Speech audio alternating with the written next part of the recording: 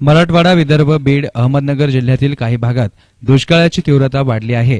जरी काही भागात पावसानं हजेरी लावली असली तरी यंदाच्या वर्षी पाहिजे तेवढ्या प्रमाणात पाऊस पडलेला नाही। त्यामुळे शेतकरी, शेतमजूर हे स्थलांतर करतायत। त्यातच गोवंश हत्याबंदी कायदा, जनावरे येत नाहीत, जनावरे चाऱ्या वाचून मरत आहेत। एकूणच दुष्काळाबाबत प्रभावी उपाययोजना करण्यात सरकार अपयशी ठरलंय, असं प्रतिपादन राज्याचे विरोधी पक्षनेते नामदार राधाकृष्ण विखे पाटील यांनी केलंय। ते राहुरी येथे बोलत होते। राज्यामध्ये तर विशेष करून मराठवाडा, नगर जिल्ह्यात काही भाग आहे, खानदेश किंवा सोलापूर जिल्ह्यात अभूतपूर्व अशी दुष्काळाची परिस्थिती आहे आणि या सगळ्या परिस्थितीवर मात करण्यासाठी प्रभावी उपाययोजना ज्या शासनाकडून करायला पाहिजे त्या दुर्दैवानं करताना दिसत नाही। तर मी सगळ्या जिल्ह्यामध्ये जेव्हा दौरे करतो त्यावेळी एवढी वाईट परिस्थिती या त्या भागामध्ये आहे। एकतर मैलोमैल पाणी नाही आहे, शेतकरी मोठ्या प्रमाणात स्थलांतर करतोय, शेतकरी शेतमजूर आहे, शेतकरी कारण शेतीत काय नसल्यामुळे शेतमजूरच स्थलांतर होत आहे, गावातले जे काही अन्य घटक आहेत त्याचं स्थलांतर होत आहे। गोवंश हत्याबंदी काय झाल्यामुळे तर जनावर विकण्याची सोय नाही, तेव्हा खोट्यावर जनावर मरत आहे। सरकार पुढे चारा छावण्या सुरू करू शकलं नाही।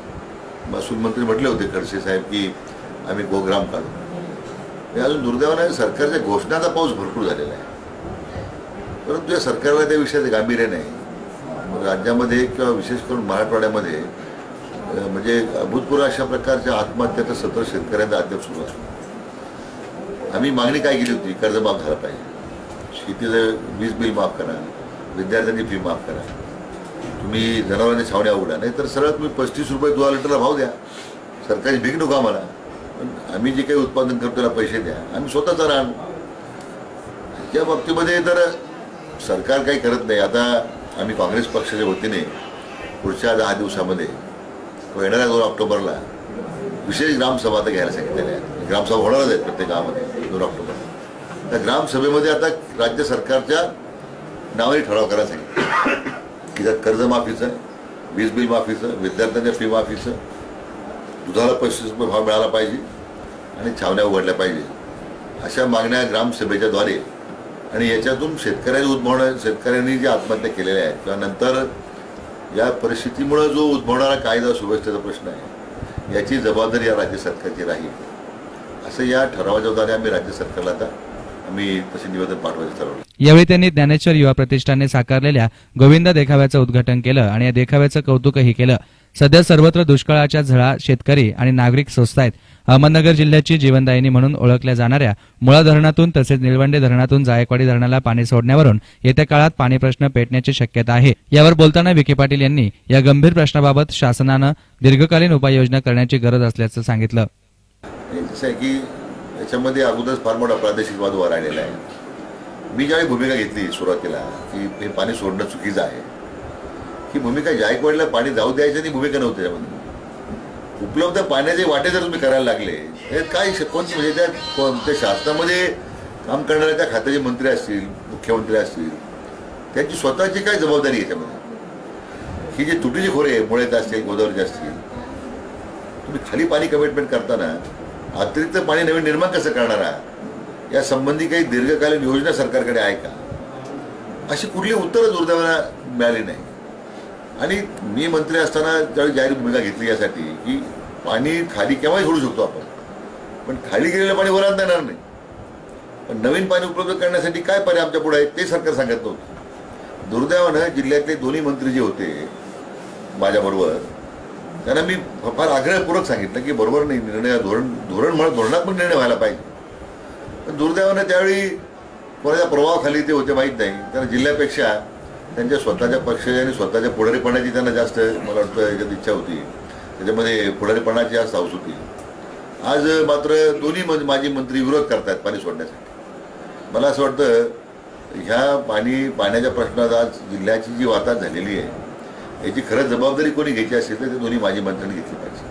याचबरोबर कॉम्रेड पानसरे यांच्या हत्येतील संशयितास झालेल्या अटकेबाबत बोलताना संबंधित व्यक्ती हा सनातन संस्थेशी निगडीत असल्याचं समोर येत आहे। या संस्थेवर सरकारनं ताबडतोब बंदी आणावी असंही विखे पाटील म्हणाले। ज्यावेळी कॉम्रेड पानसरेंची हत्या झाली त्यावेळी मी स्वतः कोल्हापूरला गेलो, त्याच्यानंतर सभागृहामध्ये बोलताना याच्यामध्ये त्या धर्मांड शक्ती आहे, विशेष करून सनातनी ज्या संस्था आहेत याच्या बाबतीमध्ये जी सरकारची उदासीनता होती या अशा काही संघटनेच्या विरुद्ध कारवाई करण्यामध्ये, ही दुर्दैवानं त्यावेळी सरकारने त्या गांभीर्याने जर हा प्रश्न घेतला असता. कारण दाभोळकर, डॉक्टर नरेंद्र दाभोळकरांची हत्या झाली त्यावेळी त्याची सिम कार्ड सातारा जिल्ह्यात सापडले. कॉम्रेड पासरांची हत्या झाली त्यावेळी हे मारेकरी बेळगावकडून आले होते अशी त्यावेळी तक्रार कोल्हापुरात चर्चा होती. किंवा नंतर जी धारवाडला जी बेळगुद्रीकर यांची हत्या झाली, या सगळ्या याच व्यवस्थेच्या विरुद्ध भांडताना, कर्मकांडाच्या विरुद्ध बोलताना, तर ही कुठेतरी तो लिंक होता. आरोपींना पळून जाण्याची त्या ठिकाणी व्यवस्था करण्यात आली होती. आज हे जे आरोपी पकडले गेलेले आहेत, मला असं वाटतं की त्यातून आता हे सत्य बाहेर. दुर्दैवानं या सरकारमध्ये इच्छाशक्ती नाही. याचं कारण असं की मालेगावचा बॉम्बस्फोट ज्यावेळी झाला त्यावेळी लोकांचा हा समज होता की मुस्लिम किंवा कोणीतरी अतिरेकीने केला असला पाहिजे. पण त्या SIT कडून त्या साध्वीची ज्यावेळी चौकशी करण्यात आली, कर्नल पुरेकर अटक करण्यात आली, त्यावेळी हा जो सनातनी वर्ग जो आहे याच्यामध्ये ह्या सगळ्या व्यवस्थेमध्ये काम करणारा ते चित्र पुढं आलं. पण आज त्यांना वाचवण्याकरता, मालेगावच्या बॉम्बस्फोटाच्या खटल्यातील आरोपींना वाचवण्याकरता सरकारकडून सूचना जातात विशेष सरकारी वकिलाला की तुम्ही सहानुभूती दाखवा. हे तर ते उघड झालेलं आहे. ह्या सुद्धा बाबतीमध्ये सरकारमध्ये इच्छाशक्ती आहे का? उद्या या संघटनेवर ताबडतोब बंदी घातली पाहिजे ही आमची मागणी आहे. यावेळी ज्ञानेश्वर युवा प्रतिष्ठानचे राजेंद्र ओंडे, तानाजी धसाळ, सुरेश करपे, डॉक्टर सुनील धिमते, कुंदन शर्मा आदींसह मान्यवर मोठ्या संख्येनं उपस्थित होते. न्यूज रिपोर्टर सुनील भोंगळ, SN मीडिया, राहुरी.